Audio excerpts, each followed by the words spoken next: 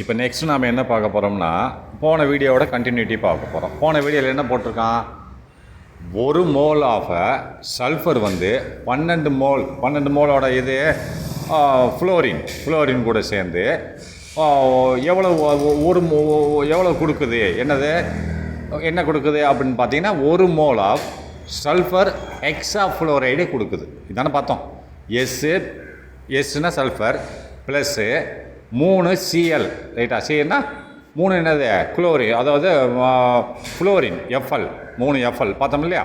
அந்த ஈக்குவேஷன் நீங்கள் ஞாபகம் வச்சுக்கோங்க. அப்போ ஒரு மோல் ஆஃப் சல்ஃபரு 3 மோலு கூட சேர்ந்து ஒரு மோலை தான் கொடுக்குது. ஒரு மோல் என்னது சல்ஃபர் ஹெக்ஸா ஃப்ளோரைடு அதாவது சல்ஃபா ஹெக்ஸானா F3 6, ரைட்டா? 6 தானே ஹெக்ஸானா 6 தானே. அப்போது எத்தனை மோலை கொடுக்குது? 1 தான் கொடுக்குறது. ஏன்னா அது ஃபார்முலா வேணால் பாருங்கள், காமிக்கிறேன் பாருங்கள். இங்கே பாருங்கள், அதாவது இது என்ன சொல்லியிருக்கான்னு பாருங்கள்.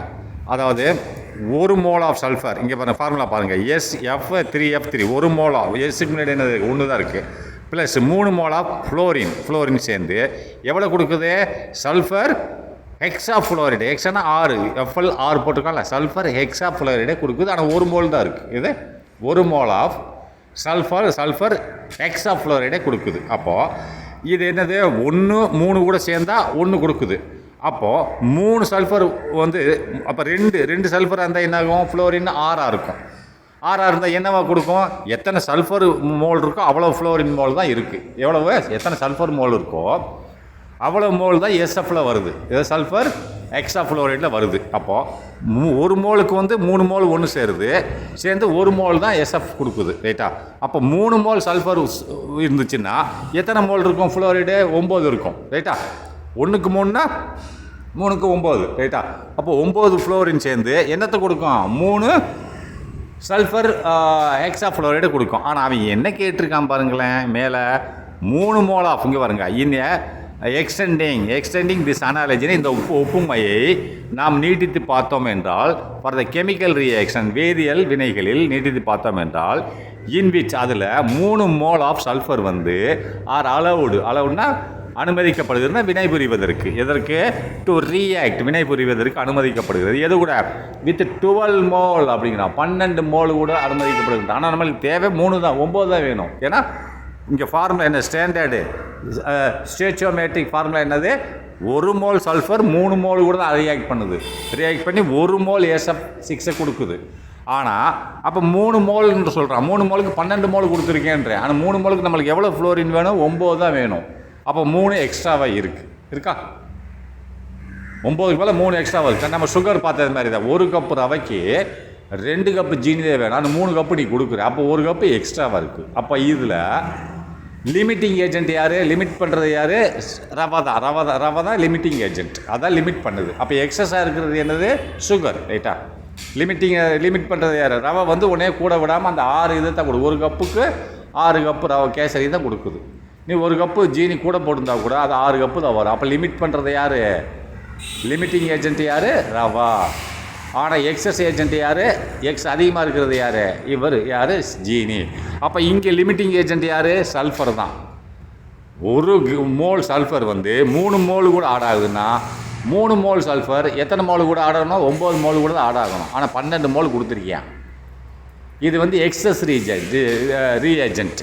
ஆனால் லிமிட்டிங் ரியேஜென்ட் கட்டுப்படுத்துறது யார்? அதை லிமிட்டிங் ரியேஜென்ட் சல்ஃபர் தான், ரைட்டா? அப்போ 3 மோல் சல்ஃபர் வந்து 9 மோல் ஃப்ளோரின் கூட ஆக்ட் பண்ணி என்ன 3 மோல் SF6 கொடுக்கும், அதாவது சல்ஃபர் ஹெக்ஸா ஃப்ளோரைடே கொடுக்கும். இதுதான் நீதி. இந்த ஈக்குவேஷனுக்கு பேர் என்னது? ஸ்டேச்சியோமெட்ரி ஈக்குவேஷன் சொல்லுவாங்க. ஆனால் இங்கே அவன் என்ன கேட்டிருக்கான்? 12 கொடுத்துருக்கான்னு சொல்கிறான். அப்போ 3 எக்ஸஸாக இருக்குது. அதை பற்றி நம்ம பார்க்க போகிறோம். 1 மோல் ஆஃப் சல்ஃபர், ஒரு மோல் எண்ணிக்கை கொண்ட சல்ஃபர் அது ரியாக்ஷன் வினை புரிகிறது. எது கூட? 1 மோல் ஆஃப் ஃப்ளோரின், அதான அந்த ஈக்குவேஷன் சொல்லியிருக்கு. 1 மோல் சல்ஃபர் 1 மோல் ஃப்ளோரின் கூட வினை புரிஞ்சு என்னத்தை கொடுக்குது? 1 மோல் சல்ஃபர் ஹெக்ஸா ஃப்ளோரைடே கொடுக்குறது, ரைட்டா? வினை புரிந்து டு ஃபார்ம்னு உண்டாக்குகிறது. 1 மோல் ஆஃப் சல்ஃபர் ஹெக்ஸா ஃப்ளோரைடே உண்டாக்குகிறது, ரைட்டா?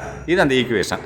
அப்போ இங்கே பாருங்கள், அண்ட் தேர்ஃபோர் ஆகவே 3 மோல் சல்ஃபர் எத்தனை மோல் கூட கூட 3 9 கூட வரும். ஒரு மோலுக்கு 3 மோல் ஃப்ளோரைடுனா 3 மோல் சல்ஃபருக்கு 9 வரணும். 9 mole fluoride. 3 mole of sulphur reacts with 9 moles of fluorine. இப்போ 3 மோல் சல்ஃபர் வந்து 9 மோல் ஃப்ளோரின் கூட ரியாக்ட் பண்ணி எவ்வளோ கொடுக்கும்? 3 மோல் சல்ஃபர் எக்ஸ்ட்ரா ஃப்ளோரைடை கொடுக்கும். ரைட்டா?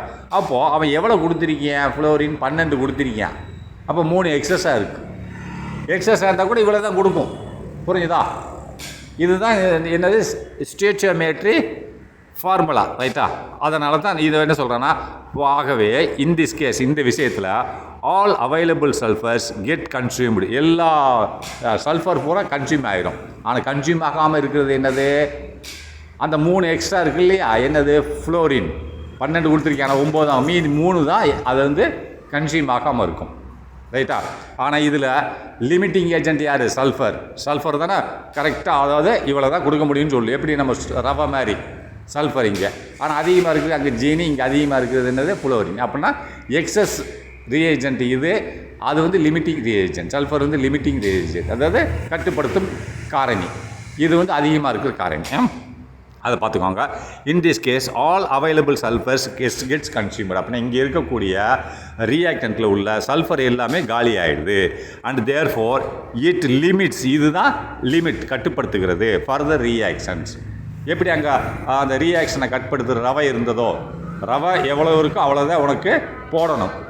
ஒரு கப்பு ரவைக்கு 2 கரண்டி தான் போடணும். 2 கப்பு தான் சுகர் கொடுக்கணும். 3 கொடுத்துருக்கேன். நீ 3 கொடுத்தா கூட அந்த 6 கப்பு தான் வரும். அப்போ கட்டுப்படுத்தினது யார்? ரவை தான். 6 கப்பு கேசரி தான் வரும். அப்போ 1 கப்பு ஜீனி எங்கன்னு கேட்க முடியாது.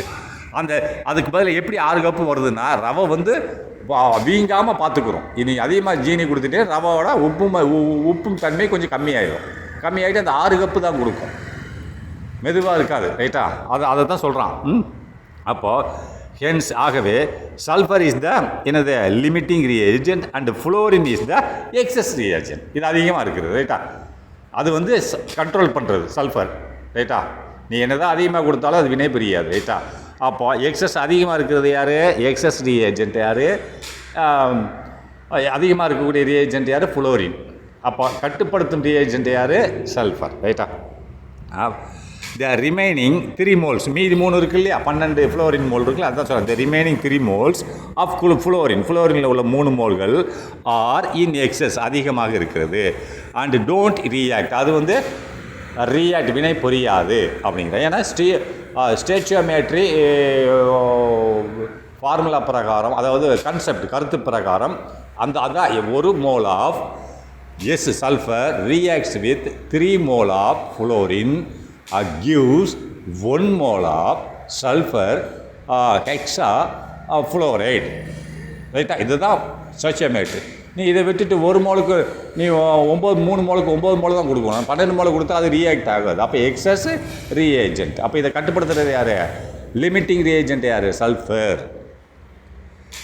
அப்போ நெக்ஸ்ட் பாருங்கள், யூரியா. இதை மாதிரி யூரியான்னு ஒன்று பார்ப்போம். Urea commonly used nitrogen. அப்போ யூரியா என்பது commonly used nitrogen based fertiliser. அப்போ யூரியான்னு பார்ப்போம். நம்ம உரம், மரங்களுக்கு செடிகளுக்கு உரம் போடுறோம் இல்லையா? அதுதான் யூரியா.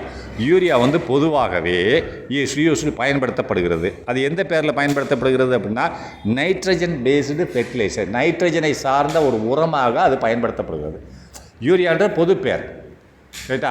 அந்த யூரியாவுக்குள்ளே என்ன இருக்குன்னா நைட்ரஜன் இருக்கிறது. அது ஒரு உரம். ஏதோ மரம் செடி கொடிகளுக்கு ஒரு உரம். அப்போ யூரியா என்பது காமன்லி பொதுவாகவே பயன்படுத்தப்படுகிறது. எப்படின்னா, நைட்ரஜன் பேஸ்டு, நைட்ரஜன் இருக்கக்கூடிய ஒரு உரம். அதுக்குள்ளே என்ன இருக்குது? நைட்ரஜன் இருக்கிறது. அது ஒரு உரமாக நாம் பயன்படுத்துகிறோம் அப்படின்னா இஸ் ப்ரிப்பேர்டு. இது தயார் செய்யப்படுகிறது. இந்த யூரியா எவ்வாறாக பயன்படுத்தப்படுகிறது? நைட்ரஜன் இருக்கக்கூடிய ஒரு உரமாக இருக்கக்கூடிய யூரியாவை நாம் பயன்படுத்துகிறோம். அதுக்குள்ளே என்ன இருக்குது? நைட்ரஜன் இருக்குது. அது ஒரு உரம் தான். அதோட பேர் யூரியா. ரைட்டா? இஸ் ப்ரிப்பேர்டுனா தயார் செய்யப்படுகிறது. எப்படி? பை த ரியாக்ஷன், ஒரு வினை மூலியமாக, வேதியியல் வினை மூலியமாக இந்த யூரியா தயார் செய்யப்படுகிறது. எப்படின்னு பார்த்தீங்கன்னா, அப்போ பட்வீன், அப்போ எந்த வேதியியல் வினைகள், ஏதாவது 2 பொருள் வேணும் இல்லையா? Between ammonia and carbon di oxide. அப்போ எதுக்கு? இது 2 ஒன்று சேர்ந்து தான் யூரியா வருது. அம்மோனியாவும் கார்பன் டை ஆக்சைடும் இணைந்து ஒரு ரியாக்ஷன் பண்ணி ரியாக்ஷனை வேதிவினை புரிந்து உனக்கு யூரியாவையும் வாட்டரையும் கொடுக்குறது. புரியுதா? அதை தான் இந்த கெமிக்கல் ரியாக்ஷன் பாருங்கள். NH3 என்னது யூரியா. அப்போ எத்தனை மோல்? 2 mole of NH3. அப்போது கார்பன் டை இது கேஸு ரைட்டா. அதேமாரி ஜீவன கேஸ்னு அர்த்தம். கார்பன் டை ஆக்சைடு ஒரு கேஸ், இது 1 mole of carbon dioxide. இந்த ரெண்டு ரியாக்ட் பண்ணி என்ன கொடுக்குது? இந்த ஃபார்முலா இந்த இருக்குல்ல H2N C, அது பாண்டிங். மேலே என்ன சிக்கு 4 பாண்டிங் வேணும்ல, லெஃப்ட்டில் ஒரு பாண்டிங் ரைட்டில் ஒரு பாண்டிங். அப்போ 4 வேணும். அதனால தான் மேலே ஆக்சிஜன் கூட 2 பாண்டிங் வச்சுருக்கு ரைட்டா. அதனால் 4 பாண்டிங். அப்போ CH2N C போட்டு இங்கிட்ட NH2 போட்டு மேலே 2 கோட் போட்டு O போட்டேன்னா இது அதான ஃபார்முலா. இதுக்கு பேர் யூரியா. அது பிராக்கெட்டில் அக்கோசியஸ். ஏக்குன்னா அக்கோசியஸ்னு அர்த்தம். அக்கோசியஸ்னால் கரையும் பொருள்னு அர்த்தம் ரைட்டா. இப்போ யூரியாவை நீ மண்ணில் போட்டுடுற, அது கரையாமல் இருந்துச்சுன்னு சொன்னால் உரம் ஆகாது இல்லையா, கரையணும் இல்லையா. அதான் அக்கோசிஸ்ன்னு போட்டிருக்கோம். அந்த யூரியா வந்து ஒரு அக்கோசிஸ்னால் தண்ணீரில் கரையக்கூடியது ரைட்டா. தண்ணீரில் கரையக்கூடியது தான் யூரியா. அதான் அக்கோசிஸ்ன்னு போட்டிருக்கான். ப்ளஸ் என்ன கிடைக்குது? H2O கிடைக்கிறது. H2O என்னது? லிக்யூட். உரமும் யூரியாவும் கிடைக்கிறது, தண்ணியும் கிடைக்கிறது ரைட்டா. அது என்ன? இது 2 மோல் கொண்ட ஒரு அமோனியா NH3 2 மோல். அதே மாதிரி 1 மோல் கொண்ட ஒரு கார்பன் டை ஆக்சைடு. இது ரெண்டுமே இணைஞ்சு 1 மோல் கொண்ட. இது எப்படி எழுதுனான்னா இந்த இப்படி எழுதலைன்னா கூட நீங்கள் இப்படி எழுதிக்கலாம். CH4N2Hன்னு எழுதிக்கலாம். CH4N2Hன்னு எழுதிக்கலாம். ஏன்னா இதில் மொத்தம் எத்தனை ஹெச் இருக்குது? இந்த முன்னாடி ஒரு 2 ஹெச், லாஸ்ட்டில் ஒரு 2 ஹெச் இருக்குது. அப்போ மொத்தம் எத்தனை? 4 ஹெச் ஆச்சா. அப்போ எத்தனை சி இருக்குது? 1 இருக்குது. நல்லா பார்த்துக்கோங்க. மொத்தம் 4 ஹெச் இருக்குது. முன்னாடி 2 ஹெச், பின்னாடி 2 H2 வச்சுட்டு 4 ஹெச் இருக்குது. அப்போது இது கார்பன் எத்தனை இருக்குது? 1 இருக்குது. அப்போ CH4 மீத்தேன் ஆச்சா. அது போக மீதி என்ன இருக்குது? இந்த சிஏ எடுத்தாச்சு, ஹெச்ஏ எடுத்தாச்சு. மீதி என்ன இருக்குது? 2 N இருக்குது, ஒரு சி இருக்குது ரைட்டா. 2 N, 2 N, ஒரு O இருக்குது. சியை தான் எடுத்துட்டோம்ல. CH4 சி எடுத்தாச்சு. 2 4 ஹெச், அதான் CH4ன்னு எடுத்தாச்சு. மீதி என்ன இருக்குது? O இருக்குது, 2 N இருக்குது. அது எப்படி எழுதணும்? N2Oன்னு எழுதிக்கலாம். இது எப்படி எழுதுனா? CH4N2O அப்படின்னு எழுதிக்கலாம். நீ இது எழுதலைன்னு இப்படி கூட எழுதிக்கோ. ப்ளஸ்ஸு H2O, இது அதாவது CH4N2O அக்கோசிஸ் எழுதிட்டு ப்ளஸ்ஸு H2OL, அதாவது லிக்விட் எல்லுன்னு எழுதிக்கணும் ரைட்டா. இது இந்த உங்களுக்கு இது தெரியலன்னு சொன்னால் சிம்பிளாக CH4 மீத்தேன் ஃபார்முலா. CH4 மீது என்ன இருக்கிறது? அதில் N2O முடிஞ்சு. இது என்னது? இது என்னது? யூரியாவை தான் குறிக்கும். அப்போ நான் பார்த்துக்கோங்க, இது 2 மோல் அமோனியா சேர்ந்து 1 மோல் கார்பன் டை ஆக்சைடு கூட வினை புரியும் போது 1 மோல் யூரியா கிடைக்குது. அதேமாதிரி 1 மோல் H2Oனா 1 மோல் தான். முன்னாடி 1 தானே இருக்குது, 1 இல்லைன்னா 1 இருக்குன்னு அர்த்தம். 1 மோல் ஹைட்ரஜனை கொடுக்குது. இது ஞாபகம் வச்சுக்கோங்க. இப்போ என்ன கேள்வி கேட்குறான்னு பார்ப்போம். இன் திஸ் ப்ராசஸ் இதில் 646 கிராம் ஆஃப் அமோனியா, அதாவது மோலு தான் நான் சொன்னேன், ஒரு 2 மோல் இருக்குது. அதனுடைய எடையை சொல்கிறான் பாருங்கள். அவன் அமோனியா வந்து 646 கிராம் இருக்கான் எடை. இஸ் அளவு இந்த 646 கிராம் எடையுள்ள அமோனியா வந்து இஸ் அளவுன்னு அனுமதிக்கப்படுகிறது. எதற்கு? டு ரியாக்ட், வினை புரிவதற்கு அனுமதிக்கப்படுகிறது. எது கூடன்னு கேட்டிங்கன்னு சொன்னால் 1.144 kilogram of carbon dioxide. அப்போது 1 கிலோவே 144 கிராம் கொண்ட கார்பன் டை ஆக்சைடு கூட 646 கிராம் கொண்ட அமோனியா வந்து வினை புரிவதற்கு அனுமதிக்கப்படுகிறது அப்படிங்கிறான். அப்போது அங்கே கிராமில் கொடுத்துட்டான். அப்போ இங்கேயும் கிராமில் மாற்றிக்கோங்க. இந்த 1.144னா இது 1000 நீ டிவைட் பண்ணேன்னா உனக்கு எல்லாமே கிராமில் மாறிடும். அப்போ டிவைடட் பை 1000 போட்டால் எவ்வளோ வரும்? கிராமில் மாற்றின கிலோகிராமை அப்போ 1144 கிராம மாறிடும் ரைட்டா. அப்படி மாற்றிக்கோங்க. இவன் என்ன தான் சொல்லியிருக்கான்னு பார்ப்போம். ரெண்டாவதுக்கு இதில் கொஸ்டின் கேட்குறான் பாருங்கள். இதுதான் கொடுக்கப்பட்டுள்ளது ரைட்டா. என்ன கொடுத்துருக்கேன் பாருங்கள். இந்த ஒரு ஃபார்முலா கொடுத்துட்டான். இந்த ஃபார்முலா என்னது? ஸ்டேச்சியோமெட்ரி ஃபார்முலா. இந்த ஃபார்முலா பிரகாரம் தான் நீங்கள் போகணும். இதுதான் உண்மையான. இதுக்கடுத்து இதில் இது மீறி ஏதாவது இருந்ததுன்னா அதெல்லாம் என்ன இருக்கும்? ஒன்று லிமிட்டிங் ஏஜெண்ட்டாக இருக்கும், இல்லை எக்ஸஸ் ரீஏஜெண்ட்டாக இருக்கும். லிமிட்டிங் ரீஏஜென்ட்டு இதில் யார் லிமிட்டிங் ரீஏஜென்ட்டு, யார் எக்ஸஸ் ரீஏஜென்ட்டு அப்படின்னு நம்ம பார்க்கணும் ரைட்டா. இதுதான் ஃபார்முலா அவன் கொடுத்துருக்கான். 2 mole of ammonia 1 mole of carbon dioxide வினைபுரிந்து 1 மோல் ஆஃப் யூரியா கிடைக்குது ப்ளஸ் 1 மோல் ஆஃப் ஹைட்ரஜன். இதுதான் ஃபார்முலா. இதில் நம்ம ஈக்குவேஷன் பண்ணி பார்த்தா தெரியும் இதில் யார் வந்து உனக்கு வந்து அதிகமாக அங்கே ஜீனி அதிகமாக இருக்கு இல்லையா, அது மாதிரி அதிகமாக இருக்கிறவங்க வந்து எக்ஸஸ் ரியேஜென்ட். அப்போ கரெக்டான இருக்கிறவங்க வந்து என்னது, அவங்க வந்து லிமிட்டிங் ரியேஜென்ட். இப்போ ரவை தான் அங்கே லிமிட்டிங் ரியேஜென்ட். அப்போ இங்கே யாருன்றது பார்ப்போம். அப்போ இதில் வினைபுரி பொருள் என்னது, அமோனியா வந்து 646 கிராம் இருக்குது. அதேமாதிரி carbon dioxide 1144 gram, kilogram நான் எடுத்துகிட்டேன் இல்லையா இருக்கிறது. இப்போ கேள்வி என்னன்னு பார்ப்போம். If the entire quantity of all reactants is not consumed in the reaction அப்படின்னா நல்லா பார்த்துக்கோங்க. இந்த மொத்த ரியாக்டன்ட் வினைபுரிவது யார், அம்மோனியாவும் கார்பன் டை ஆக்சைடும் வினைபுரிகிறது. இதுதான் ரியாக்டன்ட் சொல்லுவாங்க. இந்த எல்லா ரியாக்டன்ட்டும் வினை புரியாது அப்படிங்கிறான். கேள்வி கேட்குறான் பாருங்கள். இஃப் ஒருவேளை த என்டையர் குவான்டிட்டின்னு எல்லா அளவும் எந்த ஒரு அளவு ஆஃப் ஆல் த ரியாக்டன்ஸ்னால் வினைபுரியும் பொருளோட எல்லா அளவும், அப்போ வினைபுரியும் பொருள்கள் எல்லாமும் இஸ் நாட் கன்சியூம்டு, இது எல்லாமே கன்சியூம் செய்யப்படாது. கன்சியூம்னா வினை புரியாதுன்னு அர்த்தம். Is not consumed in this reaction. இந்த வினைகளை வந்து இந்த ரியாக்டன்ட் வினைபுரியும் பொருள்கள் அனைத்தும் வினை புரியாது. வினை புரியலன்னு அர்த்தம். இப்போ நம்ம அங்கே நான் ஒரு கப்பு ரவைக்கு வந்து 3 கப்பு ஜீனி போட்டிருக்கோம். ஆனால் 2 கப்பு தான் தேவைப்படும். 2 கப்பு மட்டும் வினை புரியும், மீதி ஒரு ஜீனி 1 கப்பு வினை புரியாது. புரிஞ்சுதா? அப்போ வினை புரியாத அந்த கப்பு ரவை இருக்குல்ல, அது மிக்ஸ் ஆகிருக்கும், ஆனால் வினை புரியாது, கெமிக்கல் ரியாக்ஷன்ஸ் வராது. ரைட்டா? ஆனால் அதுக்கு பேர் என்னது, எக்ஸஸ் ரீஏஜென்ட்னு சொல்லுவாங்க. அதேமாதிரி வினை புரியாமல் தடுக்கிறது யார், ரவை தானே. 2 கப்புக்கு எனக்கு இவ்வளோ போதுமையா, நீ அதிகமாக இருந்தால் வச்சுட்டு போ அப்படின்ட்டு. ரைட்டா? எனக்கு 1 கப்பு ரவைக்கு 2 கப்பு தான் வேணும், அது கூட தான் வினை புரியுமே. நீ எக்ஸஸ் இருந்தால் வினை புரிய மாட்டேன் அப்படிங்கும் ரவா. ஏன்னா ஃபார்முலா தானே, அதுக்கு கொடுத்தது ஃபார்முலா என்னது, ஸ்டேச்சியோமெட்ரியோட ஃபார்முலா என்னது, 1 கப்பு ரவைக்கு 2 கப்பு ஜீனி தான். அது வரைக்கும் தான் அது வினை புரியும் ரவை. அதான் லிமிட்டிங் ரீஏஜென்ட். அது நீ அதிகமாக போட்டேன்னா அது நான் பொறுப்பு கிடையாது, நான் வினை புரிய மாட்டேன் அவங்கள, எனக்கு இவ்வளோ தான் கெப்பாசிட்டிங்க. அப்போ அந்த அதிகமாக உள்ள ஜீனி என்னது, எக்ஸஸ், அதிகமாக இருக்கக்கூடிய ஒரு ரீஏஜென்ட். ரைட்டா? இதில் எது என்னன்னு பார்ப்போம். அதனால் அது வினை புரியாது, அது அதிகமாக இருக்குது. அதே மாதிரி அதில் எல்லாமே வினை புரிஞ்சா இல்லையே, 1 கப்பு வினை புரியலையே, நீ 1 கப் கூட போட்டிருக்க, அது வினை புரியலை.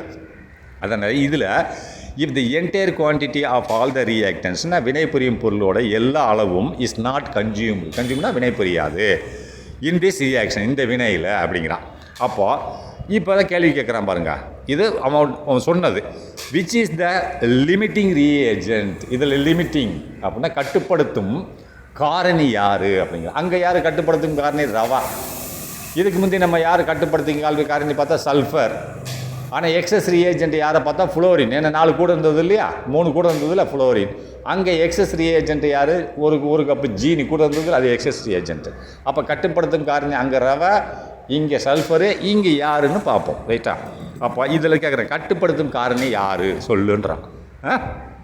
Next calculate the quantity of urea formed அப்படின்ற unreacted quantity of the excess reactant. அப்போ கேல்குலேட்னா நீங்கள் எனக்கு கணக்கிட்டு சொல்லுங்கள் எதை, the quantity of urea formed. இந்த ரியாக்ஷனில் எனக்கு எவ்வளவு அளவு உள்ள யூரியா கிடைக்கும். அவன் அது சொல்ல இல்லையா, அந்த இப்போ அவன் என்ன சொல்லி, அமோனியோட வெயிட் கொடுத்துருக்கேன், கார்பன் டை ஆக்சைடு வெயிட் கொடுத்துருக்கேன், இன்னும் ரியாக்ஷன் ஆகி யூரியா கிடைக்கணுமில்ல, எவ்வளோ வெயிட்டில் யூரியா கிடைக்கும் எனக்கு அப்படின்றத சொல்லுன்றான். அது போக முதல் கேள்வி என்ன கேட்டிருக்கான், யார் லிமிட்டிங் ரீஏஜென்ட்னு சொல்லுன்றான். இப்போ எக்ஸஸ் ரீஏஜென்ட் ஒன்று இருப்பான், எவன் அதிகமாக இருக்கான் அதையும் சொல்லுன்றான். ரெண்டாவது அதாவது முதல் என்ன கேட்டிருக்கேன், கேல்குலேட் த குவான்டிட்டி ஆஃப் யூரியாவோட அளவை வந்து எனக்கு சொல்லு, உண்டாகக்கூடிய யூரியா அளவு. இந்த ரியாக்ஷனில் யூரியா உண்டாகும் இல்லையா, அதனோட அளவை சொல்லு. அதுக்கு அடுத்து என்ன சொல்கிறான்னா, என்னது அன்ரியாக்டட் குவான்டிட்டி. அன்றினா வினை புரியாத மேலும் unreacted quantity of the excess reagent அப்படின்னா அதிகமாக இருக்கக்கூடிய காரணியான வினை புரியாத அளவை எனக்கு சொல்லு. இதில் யார் வந்து வினை புரிய அதிகமாக வச்சுருக்காங்க, அதிகமாக இருந்து வினை புரியாமல் இருக்குது அப்படின்னு சொல்லுன்றாங்க. அங்கே பார்த்தே மாதிரி தான். இப்போ ரவா தான் ரியாக்டிங் ஏஜென்ட்டு, எக்ஸஸாக இருந்தது யார், ஒரு கப்பு ஜீனி. ரைட்டா? அது மாதிரி இங்கே எக்ஸஸாக இருக்கிறது அந்த 1 கப்பு ஜீனி வினை புரியாது. அதான் சொல்கிறேன், unreacted quantity of the excess reagent. அதிகமாக இருக்கக்கூடிய காரணி வினை புரியாமல் இருக்கு இல்லையா, அதை சொல்லுன்றான். அப்போ 3 கேட்குறான். லிமிட்டிங் ரியேஜெண்ட்டை கேட்குறான். ரெண்டாவது எனக்கு யூரியா எவ்வளோ அளவில் வந்துச்சு அந்த வினையில் சொல்லு. மூணாவது இந்த எக்ஸஸ் அதிகமாக இருக்கக்கூடிய ரியேஜெண்ட்டோட அளவை சொல்லுன்றான். குவான்டிட்டி அளவை கேட்குறான். அப்போ என்ன கொடுத்துருக்கேன்? யூரியாவோட வெயிட், இது அம்மோனியாவோட வெயிட்டை கொடுத்துருக்கேன். கார்பன் டை ஆக்சைடு வெயிட்டை கிலோகிராமில் கொடுத்துருக்கேன். நம்ம கிராமில் மாற்றிக்கிட்டோம். ரைட்டா? இப்போ நெக்ஸ்ட் என்னன்னு பார்ப்போம். த பேலன்ஸ்டு ஈக்குவேஷன், அந்த அவன் கொடுத்த ஈக்குவேஷன் அப்படியே எழுதியிருக்காங்க. புரியுதா? இங்கே என்ன ஈக்குவேஷன் கொடுத்துருக்காங்க இங்கே பாருங்கள். இங்கே படம் மாதிரி கொடுத்துருக்கேன். இந்த படத்தை நான் என்ன சொன்னேன்? CH4 இந்த 4 H2 இருக்குது. H2 4 ஆச்சு, H4 ஆச்சு. அப்போ சியை முன்னாடி போட்டுக்கோ. CH4 மீத்தனோட formula. CH4 மீது என்ன இருக்குது? 2 N இருக்குது, ஒரு O இருக்குது. அப்போ N2O அப்படி தான் திருப்பி எழுதியிருக்கான். இங்கே வாங்க, இங்கே எழுதியிருக்கான் பாருங்கள். அதாவது த பேலன்ஸ்டு ஈக்குவேஷன், சமன்படுத்தப்பட்ட சமன்பாடு, சமநிலையாக்கப்பட்ட சமன்பாடு. என்னது? 2 mole of ammonia plus 1 mole of carbon dioxide. இதுதான் வினை புரிகிறது. என்ன கிடைக்குது? இங்கே வருங்க. இவன் இந்த வேறு மாதிரி எழுதியிருக்கான். முதல்ல ஒரு 2 H ஒன்றா, இப்போ 4 H இருக்கணும் எப்படி இருந்தாலும். அப்போ H2N பிரிச்சுக்கிட்டான். இங்கே பாருங்கள், இதே தான் அப்படி பிரிச்சிருக்கான். என்ன போட்டிருக்கான் பாருங்கள். இது முன்னாடி என்ன இருக்குது? H2N இருக்குது. ரைட்டா? அதுக்கடுத்து மேலே உள்ள COவை கீழே கொண்டு வந்துட்டேன். H2N CO NH2ன்னு போட்டுக்கிட்டேன். ரைட்டா? என்ன போட்டிருக்கேன்? இந்த ஃபார்முலாவில் அதே தான். H2N CO NH2. அந்த எதுக்கு ஓவை மேலே வச்சுக்கிட்டு அப்படின்னு கீழே எடுத்துக்கிட்டான். நான் என்ன சொன்னேன் உங்கள்கிட்ட?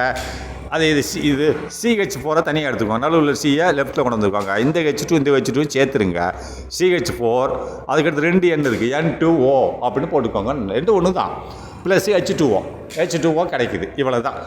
ரைட்டா? அப்போ 2 mole ammonia, 1 mole carbon dioxide. இதுதான் மோலை பார்த்துக்கணும். என்ன கிடைக்குது? இந்த 2 சேர்ந்து 1 mole of urea plus 1 mole of hydrogen கிடைக்குது. இதுதான் பேலன்ஸ் பண்ண ஈக்குவேஷன். இப்போ ஆன்சரை பார்ப்போமே. The entire quantity of the ammonia is consumed in the reaction. அப்படின்ட்டு அமோனியா இருக்கு இல்லையா, NH3. இதில் இந்த ரியாக்ஷனில் மொத்த அளவு உள்ள அமோனியா கன்சியூம் ஆகிரு, ரியாக்ஷன் வேதியியல் வினைக்கு உட்படுத்தப்படுகிறது. ஆனால் அதே சமயத்தில் கார்பன் டை ஆக்சைடில் உற்பத்தி அது மொத்த வினைக்கு வினைக்கு உட்படாது அப்படிங்கிறான். இப்போ பாருங்கள், த என்டையர் குவான்டிட்டி, அதை மொத்த அளவீடு. இது NH3யோட அதாவது அமோனியாவோட மொத்தமும் இந்த வினைகளை பயன்படுத்தப்படுகிறது, வினைக்கு உள்ளாகிறது. ஸோ ஆகவே பாருங்கள், ammonia is the limiting agent. Ammonia தான் லிமிட்டிங் ஏஜென்ட். அங்கே என்னது? ரவை தானே மொத்தமாக வேலை செஞ்சிச்சு. ரவை ஃபுல்லாக காலி ஆயிடுச்சு. ஆனால் ஜீனி மட்டும் 1 கப்பு மிஞ்சிச்சு. ரைட்டா? ஏன்னா ரவை ஃபுல்லாக காலியாக்கி 2 கப்பு ஜீனியை சரி பண்ணிடுச்சு. ஆனால் மீதி உள்ள 1 கப்பு ஜீனி விட்டுருச்சு, எனக்கு வேண்டான்டுச்சு. அப்போது இதில் மொத்தமாக காலியானது யார்? அமோனியா. ஆனால் அதுதான் என்ன, அதுக்கு பேர் என்னது? லிமிட்டிங் ஏஜென்ட், அதாவது கட்டுப்படுத்தும் காரணின்னு சொல்லுவாங்க. அப்போ எக்ஸஸ் காரணி அதில் யார்? ஜீனி. அதே மாதிரி இங்கே எக்ஸஸ் காரணி யார் இருக்கா? சம் குவான்டிட்டி ஆஃப் CO2வில் உள்ள சில அளவுகள் ரிமைன்ஸ்னால் அன்ரியாக்டட், வினை புரியாமல் இருக்கிறது. தேவையான அளவுக்கு இருக்குது, ஆனால் எக்ஸஸ் அதிகமாக இருக்குது, அதை வினை புரியாமல் இருக்குது. So CO2 is the excess reagent. இதுதான் அதிகமாக இருக்கக்கூடிய ஒரு காரணி. ரியேஜென்ட் யார்? வினைப்படும் பொருள். ரியாக்டன்ட்டுக்கு ரியேஜென்ட் கொஞ்சம் வித்தியாசம் இருக்குது. ரைட்டா? இது அதிகமாக இருக்கக்கூடிய ஒரு வினைப்படும் பொருள், அதான் காரணின்னு சொல்லுவாங்க. இப்போ எப்படின்னு நம்ம பார்ப்போம். இந்த டேபிள் பார்த்துக்குறோம். இந்த டேபிள் என்ன போட்டிருக்கான் பாருங்களேன். டேபிளில் மேலே ரியாக்டன்ட்டுன்னு போட்டிருக்கான். ரியாக்டன்ட் யார்? அமோனியாவும் கார்பன் டை ஆக்சைடு தானே. அப்போ அமோனியா எழுதிட்டான். அப்போது ப்ராடக்ட் யார்? ப்ராடக்ட் என்ன கிடைக்குது? யூரியாவும் வாட்டர் தானே கிடைக்குது, அதை எழுதிக்கிட்டான். இப்போ பாங்க, ஃபார்முலா என்ன சொல்லுது? ஸ்டேச்சியோமெட்ரிக் ஃபார்முலா. அது என்ன சொல்லுது? அந்த ஃபார்முலாவில் பாருங்கள். இந்த ஃபார்முலா எத்தனை மோல் இருக்குது? அமோனியாவுக்கு 2 இருக்கா, கார்பனுக்கு 1 இருக்கா, யூரியாவுக்கு 1 இருக்கா, ஹைட்ரஜனுக்கு 1 இருக்கா, அதை அப்படியே எழுதிங்க. ஸ்டேச்சியோமெட்ரிக் ஃபார்முலாவில் எவ்வளோ NH எவ்வளோ இருக்குது? ஒரு 2 மோல். கார்பனுக்கு 1, கார்பன் டை ஆக்சைடு, யூரியாவுக்கு 1, H2O இந்த ஃபார்முலா எழுதிக்கிட்டான். ஃபஸ்ட்டு ஸ்டேச்சியோமெட்ரிக் ஃபார்முலாவில் மோல்ஸ் எழுதிக்கிட்டான். செகண்ட் பாருங்கள், number of moles of reactants allowed to react அப்படின்றான். எத்தனை மோல்கள்? ரைட்டா? எத்தனை மோல்கள் ரியாக்டன்ட்டில் உள்ள எத்தனை மோல்கள் அலவுடு அனுமதிக்கப்படுகிறது ஃபார் ரியாக்ஷன் சொன்னால் வினை புரிவதற்கு. இந்த ரியாக்டன்ட்னா எல்லாமே ரியாக்டன்ட் தான். அமோனியாவும் கார்பனும் சேர்ந்து ரியாக்டன்ட். ரைட்டா? அப்போ இந்த ரியாக்டன்ட்டில் எத்தனை மோல்கள் வினையில் அனுமதிக்கப்படுகிறதுன்னு சொல்கிறோம். இப்போது அப்போ என்னது நம்ம ஃபார்முலா என்ன போட்டிருந்தோம்? என் தானே ஃபார்முலா. என்னன்னா மொத்த எடை மாஸ் அதனோட n = mass by molar mass. Molar மாஸ்னால் ஒரு மோலில் உள்ள எடை. மோலார் மாஸ் என்னது? அதனோட அந்த மாலிகுலார் ஃபார்முலாவில் உள்ள ஒரு மோலில் உள்ள எடை தான் மோலார் மாஸ். அப்போ மாஸ்னால் அது மொத்த எடை, அந்த மாலிகுலோட மொத்த எடை. போதுமா? அப்போது அதில் தான் உனக்கு என்ன கிடைக்கும் அப்படின்னா நம்பர் ஆஃப் என்னது மோல்ஸ் கிடச்சிரும். என்னது நம்பர் ஆஃப் மோல்ஸ். ரைட்டா? அது தான் ஏற்கனவே படிச்சிருக்கோம். மொத்த எடை divided by molar mass. Molar mass நம்ம எதை சொல்லுவோம்? அந்த மாலிகுலோட அந்த மாலிகுலார் ஃபார்முலாவில் உள்ள அட்டாமிக் மாஸ் நம்பர் இருக்கு இல்லையா, அதை நம்ம கூட்டிக்கிடுவோம். அதுதான் மோலார் மாஸ் ஆஃப் 1 மோல். ஒரு மோலை தான் நம்ம எடுத்துக்கணும். அது அப்போ அப்படி நம்ம செஞ்ச மொத்த எடை பை அட்டாமிக் மாஸ் நம்பர், அந்த அதனோட ஒரு மோலோட எடை இஸ் ஈக்குவல் டு என்ன கிடைக்கும்? நம்மளுக்கு மோல் கிடச்சிரும். மோல்ன்றது எண்ணிக்கை கிடச்சிரும். ரைட்டா? அப்போ என்ஸ் எத்தனை மோல் இருக்குன்னு கிடச்சிரும். அப்போ எத்தனை மோல் இருக்குன்னா மாஸ் பை மோலார் மாஸ். அப்போ மாஸ் எவ்வளோ கொடுத்துருக்கியா நம்மளுக்கு? அது எதுக்கு? அந்த அமோனியாவுக்கு 646 கிராமில் கொடுத்துருக்கானா? அப்போ 646 போட்டாச்சு. இப்போது அந்த NH3ன்றது மோலார் மாஸ்ன்றது ஒரு மோலில் உள்ள மொத்தம் ஒன்று தான். 2 மோல் எடுக்கக்கூடாது. 2 NH3 தான் அங்கே இருக்குது. ஆனால் 2 எடுக்கக்கூடாது, நீ ஒன்றை தான் எடுக்கணும். அப்போ NH3 அப்படின்றது ஒரு மோல். அப்போ N எவ்வளோ இருக்குது? H எவ்வளோ? H 3 இருக்குது. அப்போ 3 × 1 அட்டாமிக் மாஸ் நம்பர் எவ்வளோ? 1. அப்போ 3 × 3 ஆச்சு. அப்போ ப்ளஸ்ஸு N எவ்வளோ இருக்குது? 14. ரைட்டா? என்னோட அட்டாமிக் மாஸ் நம்பர் எவ்வளோ? 14. அப்போ 14 ப்ளஸ்ஸு 3 ஹைட்ரஜன் இருக்காங்க. 3 × 1 அப்போ 3. ரைட்டா? 17. ஒரு மோல். ஒரு மோலோட எடை மொத்த எடை. ரைட்டா? அப்போ அமோனியோட மொத்த எடை 636. அப்போ அதை டிவைட் பண்ணிட்டோம்னு 17 டிவைட் பண்ண என்ன கிடைக்கும்?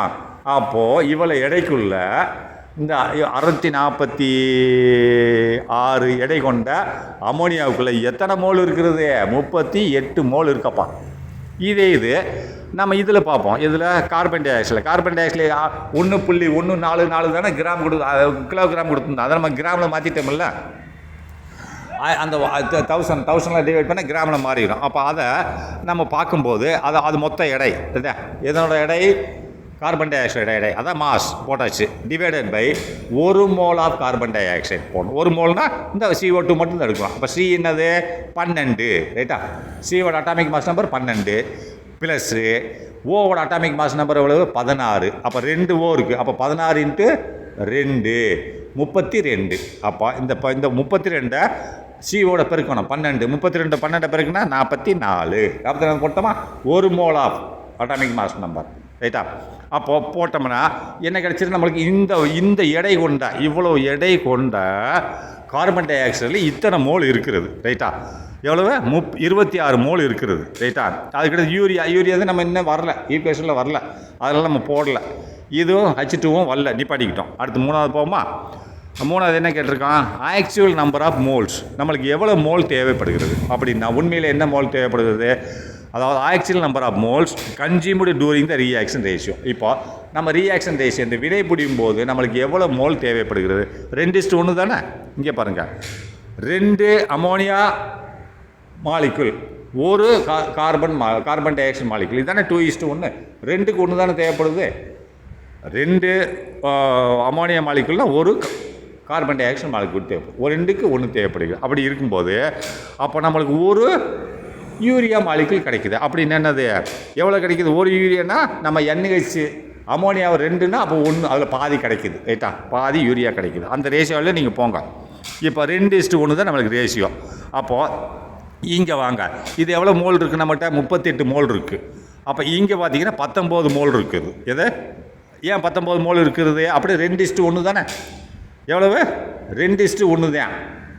ஏன்னா இங்கே பாருங்கள் என்ன போட்டிருக்கேன், எவ்வளோ மோல் வேணும்? இங்கே பாருங்கள், 2 மோல் அமோனியா, அப்போ 1 மோல் கார்பன் டை ஆக்சைடு. இது எவ்வளோ அளவோ அதில் பாதி தான் இது இருக்கணும். அப்போ இங்கே எத்தனை மோல் இருக்குது? அமோனியாவில் 38 மோல் இருக்குது. அப்போ அதில் பாதி எவ்வளவு?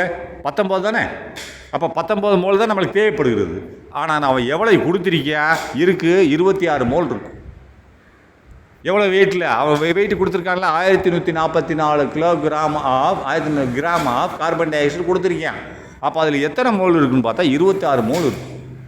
நம்மளுக்கு எவ்வளோ தேவைப்படுது அப்படின்னு பார்த்தா 19 மோல் தான் இந்த ரேஷியோ பிரகாரம் தேவைப்படுகிறது. அப்போ மீதி உள்ளதில் என்னது எக்ஸஸ்ஸு. அப்போ கார்பன் டை ஆக்சைடு இங்கே எக்ஸஸ் ரியேஜென்ட். புரியுதா?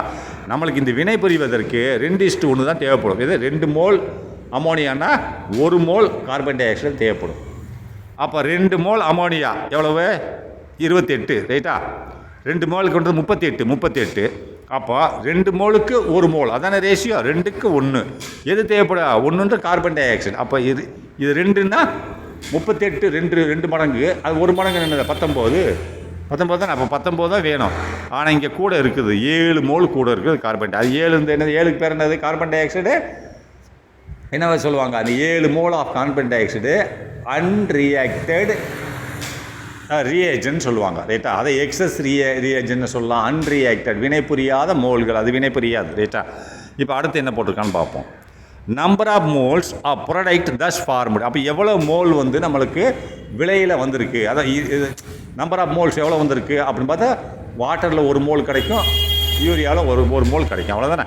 நம்பர் ஆஃப் மோல்ஸ் ஆஃப் ப்ராடக்ட்னா விலை பொருட்கள். இந்த ரியாக்ஷன் ஆன உடனே நம்மளுக்கு உண்டாகக்கூடிய பொருட்கள் என்ன உண்டாகுது? யூரியா, வாட்டர் உண்டாகுது. யூரியாவோட மோல் எவ்வளவு? 1 தான். அதே மாதிரி கார்பன் இது வாட்டரோட மோல் 1 தான். Number of moles of product is formed எவ்வளவு? இப்போ NH3 வந்து ரியாக்டன்ட்டு, CO2 ரியாக்டன்ட்டு, ப்ராடக்ட் யார்? யூரியாவில் என்னது? 1 என்னது? 19 மோல். புரிஞ்சுதா? 1 என்னது? 19 மோல்னு அர்த்தம்.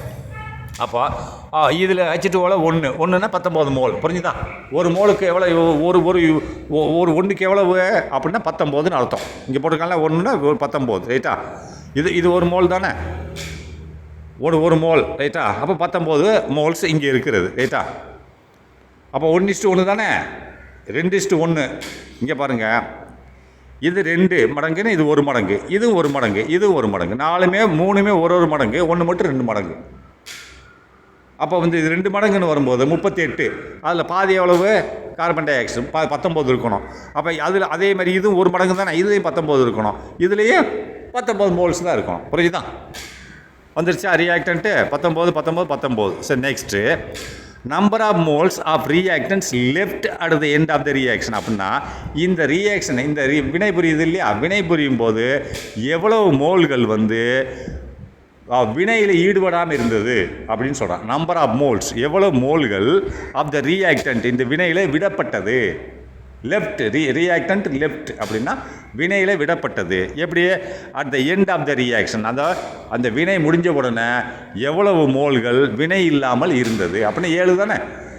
எந்த 7? இந்த நம்மளுக்கு வினையில் ஈடுபட்டது 19 தான் கார்பன் டை ஆக்சைடு. மீதி அவன் கொடுத்தது எவ்வளவு? 1144 கிராம். அதில் எத்தனை மோல் இருக்குது? 26 மோல் இருக்குது. நம்மளுக்கு தேவைப்பட்டது 19 தான் வினை புரியும், மீதி 7 வினை புரியாது. அது 7 போட்டான். இதை பார்த்துக்கோங்க. இதை வச்சு தான் நம்ம அடுத்த ஃபார்முலாவுக்கு போகணும். இப்போது குவான்டிட்டி ஆஃப் த யூரியா. அப்போ நம்மளுக்கு எவ்வளோ குவான்டிட்டி தேவைப்படுது? யூரியாவோட குவான்டிட்டி அளவு எவ்வளோ தேவைப்படுது? அவன் கேட்குறான் கேள்வியில், எனக்கு வினையில் எவ்வளோ அளவு வந்திருக்கு கேட்குறான். அப்போ குவான்டிட்டி நம்ம எப்படி மெஷர் பண்ணுறதுன்னா, number of moles of the quantity urea formed into molar mass of the யூரியான்றான். அதை குவான்டிட்டின்னு என்னது? அளவு தானே. அப்போ அளவுன்னு என்னது?